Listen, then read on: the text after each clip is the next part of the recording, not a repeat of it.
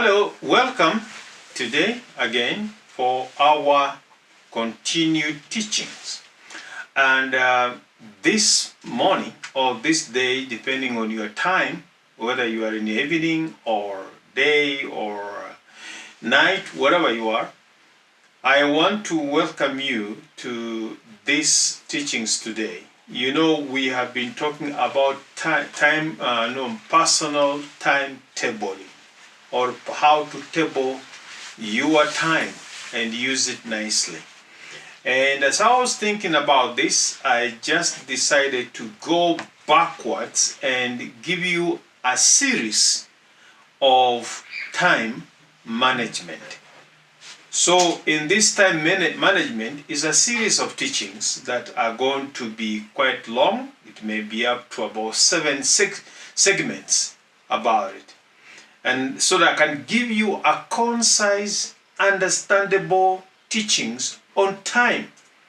Because time is so important that we can never just afford to brush over, as many people are fond of doing. And very many people are fond of just brushing over something. But I've told you also, as I told you last time, that I may not give you everything on YouTube.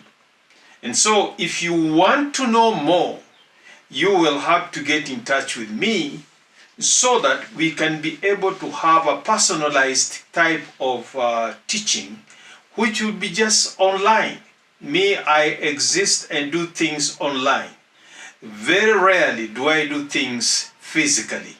Nowadays, I do things online. So wherever you may be, even if you're in New Zealand, we can still learn about time management. Wherever you are, if you are interested to know more, just get in touch with me, and you'll get my details in the description below, and you'll be able to contact me, and we can schedule time where I can teach you even online, wherever you are. My name's Dr. Doki, or you can simply call me Mwalimu Doki, and that will be okay with me. Thank you very much. Welcome. Please remember to subscribe to this channel to help me, and also for you to be able to be informed whenever a new video has been uploaded, so that you don't miss it. You'll be the first one to know. And like these videos, and also at the same time, please do something good. If you can share with your friends and relatives, and it's up to you. Please don't mistake me to be like other people. I am not looking for subscribers so that I can earn from YouTube. No, I am just here to minister the word of God to you, to help you rearrange and make your life beneficial and successful. If I can make you successful by what I'm teaching you, that will be okay with me. So no problem. I'm not making subscriptions so that I can get to be paid by YouTube. God has blessed me where I am. So I'm not looking for anything extra for me to impress you or impress people in order to get them to watch my videos. No, I simply do this because of the commandment of the Lord that He's given me to be able to help His people to organize and plan their lives in a better way. And I can tell you, patronize this channel, you are going to learn so many things that you say, why didn't I learn this before? I am even going to shock you of some things that are being taught in the church that are not biblical. They are so unbiblical. If they went to a court of law, the court of law would actually declare them unconstitutional. But because we are in what we call biblical, I will simply call them unbiblical. Things that are being taught in the church and many other places, very unbiblical. I'm going to expose them here on this channel. And even those people who have already been hurt in churches. I know some people who are listening to me who have been hurt in the church badly And some of you don't go to church even anymore. Some of you don't even associate with anything to do with Christianity or spiritual matters. You are so hurt and so annoyed. You have gone through some traumas, and you are looking for somewhere or somebody who can cool you down and regain your life and manage your life in a better way. Please get in touch with me, and we will do it together by the Holy Spirit and the help of God. So we're talking about time management. So what is time? When we talk about time, before you teach something, we need to define that thing. Because if you don't know what you're talking about, if you can't define what you're talking about, you will teach a wrong thing, thinking that you are teaching the right thing, and yet you are very wrong. Definition, proper definition, will lead to proper teachings. And proper teachings will lead to proper living. And proper living will lead to proper beliefs. And beliefs will make you live well. So the definition of something, and as a teacher, a lecturer, I like defining what I'm going to be teaching. And I'm even going to define this when we talk about biblical issues. We will move into Greek and into Hebrew so they can understand the translations which were done, whether they were correct or not. So what is time? Time is the indefinite, continued progress of existence and events in the past, present, and future when they are regarded as a whole. That's what time is. I redefine it again. Number one. In fact, I have up to about 4 definitions of time. So time number one is that time is the indefinite, continued progress, existence, and events of the past, present, and future when regarded together as a whole. That definition number one of what time is all about. Number 2 definition. The second definition of time is a point of time as measured in hours and minutes past midnight or noon. A point of time as measured in hours and minutes past midnight or noon. That is time. Definition of time, number 2. And the definition number 3 of what time is a plan, schedule, or arrange when something should happen or be done. I'll repeat again, number 3. Time is plan, schedule, or arrange when something should happen or should be done. That is time. You arrange when something be done, you schedule it, that is time. And number 4, definition of what time is all about, definition of time all about is the period during which an action, a process, or condition exists or continues. I'll repeat again. Definition number 4 of what time is the period during which an action, progress, or process, or condition exists or continues to take place. That is time. I like this so much, I'll repeat number 4 for you. The period during which an action, process, or condition exists or continues. Those are the 4 definitions of what time is all about.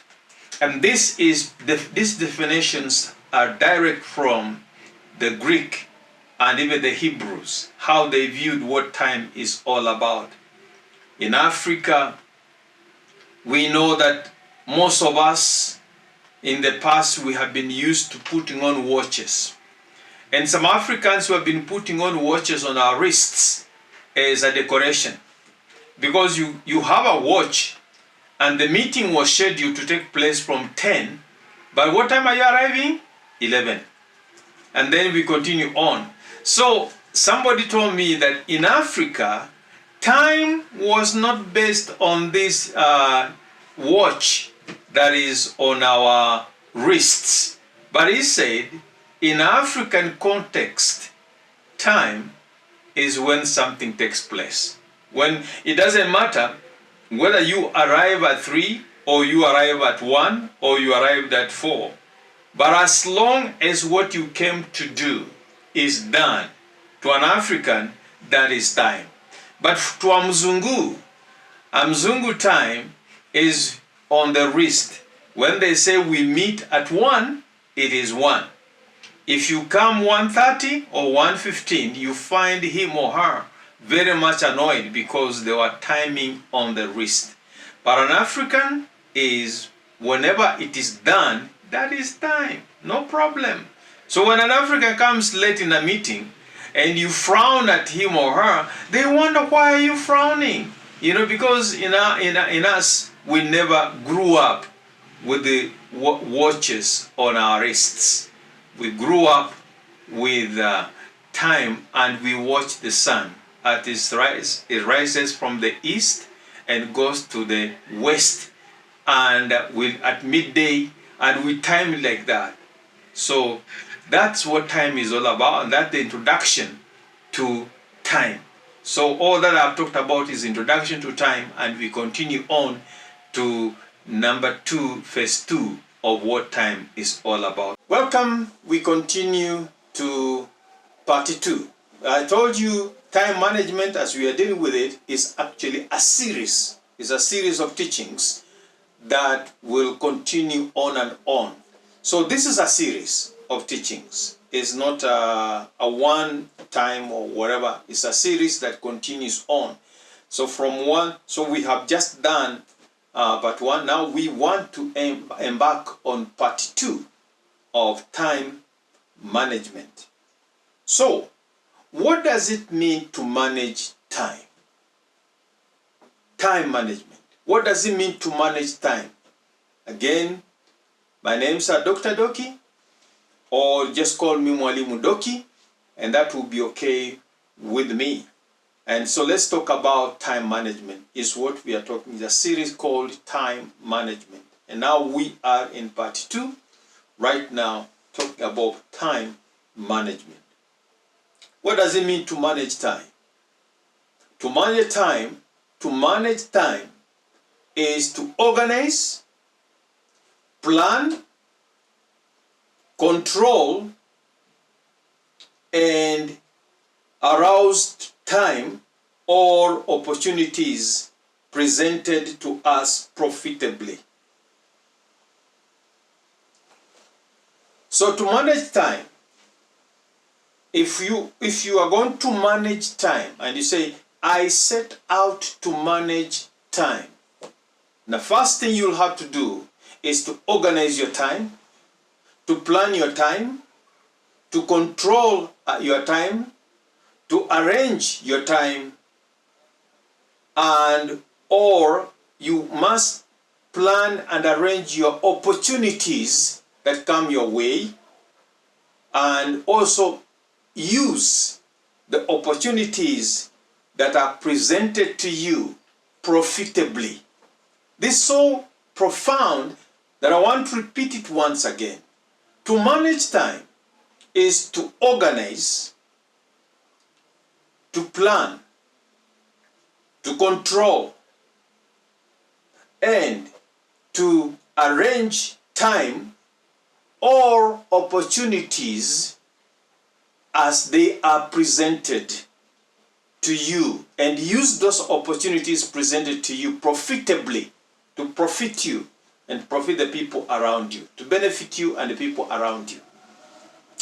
Number 2, to manage time is that the time commodity, the time, the one commodity we need to budget for is our time.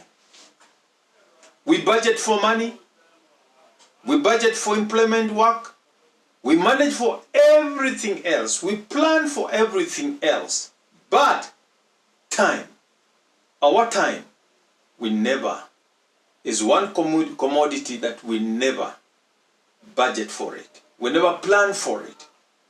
This year, 2025, I want you to learn to plan for your time. And that's why I'm taking time to bring you these teachings on this channel.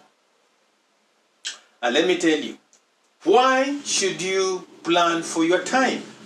Listen to me right now, the next statement. Our success or failure depends entirely on our utilization of our time. I repeat that again. Our success or failure in our lives, if you will succeed or you will fail this year 2025, it will depend entirely on how you are going to use your time. And the funny thing about time is that time never waits for anybody. You know that. And Muzungu, people have said that time is money. And we're going to see how time is really money. So you make time, you make money, you have to use your time wisely. If you can't use your time wisely, it's up to you. The funny thing about time is that it ticks on and on and on. Whether you stand, it's going on. Whether you sit down, it's going on. Whether you sleep, it is going on. It ticks on. It's just moving. It never waits for anybody. It never waits, no matter who you are. It never waits for anybody. So I repeat again, your success or your failure this year and in the future depends entirely on how you are going to plan and use your time. Very important, no matter who you are. So it is time we sat down and budgeted for our time. It's time we sat down and planned for our time. Because, you know, somebody told me one time that when you're old, you are maybe in 70s and 80s, people will not remember you by your gray hair, but people remember you by what you did and what you left behind. You see, when the people are mourning you, they will mourn you with the things you did and things you didn't do. And therefore, managing our time is so important. So being old is a very golden age. But people not remember you because you lived 90 years old, because you lived 100 years old. No, they will ask one thing. What did he leave behind? You came here with nothing. Did you leave something? Or you came here with nothing and you go away with nothing? No. We came here with nothing. But we must leave something for the next generations when we go away. How do you do that? Planning for your time is very important. Tragically, many people remember that they need to plan for their time when they are in 60s, when they are in 70s. Too late. In fact, I wish time management was part of the training in primary and high school, all the way to university. But it's never done. And so we end up losing a lot of time.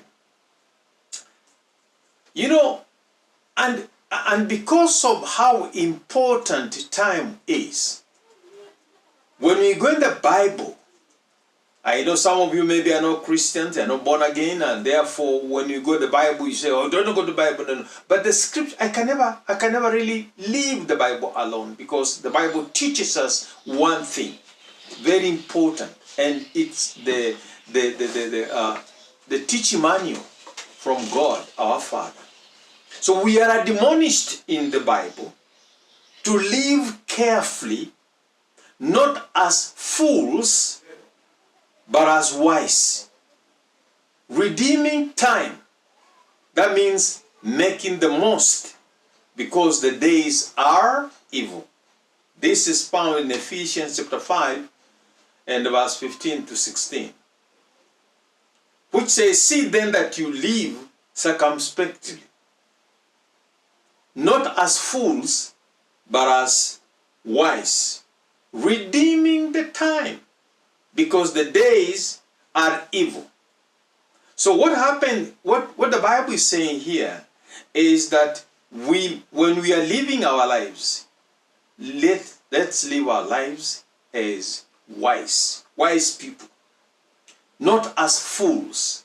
And when we live as wise people, we redeem time. We redeem time.